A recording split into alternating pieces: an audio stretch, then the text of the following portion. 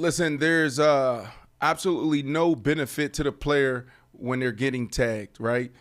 In business, look, one side can take advantage of the other side. That's not good business. Good business is when we sit at the table, one side give a little bit, the other side gives a little bit. That's a fair deal. That's what you want to do when you sit at the table. This rule, and you got to go back in time and understand the origin story, right? This rule was put in place in 1992. Remember what happened in 1992? That was the year where we implemented free agency. That was the year where we start implementing the salary cap. This is called the John Elway rule. Pat Bowlen flew to New York, right? We're talking about Central Park in the Motorola, the motor whatever's building on the 50th floor and said, "I can't lose John Elway." He looked at him.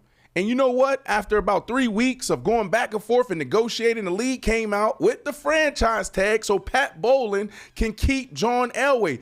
They never thought any other player outside the quarterback would be able to get franchise tagged.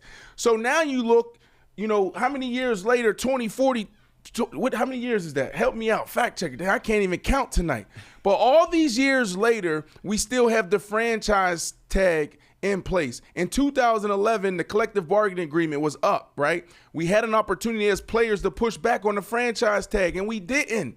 Why? Because we said, you know what? It's only hurting a handful of guys, so we don't want to give up too much. The owner said it was too fruitful. The owner said there's no way we're going to give up the franchise tag.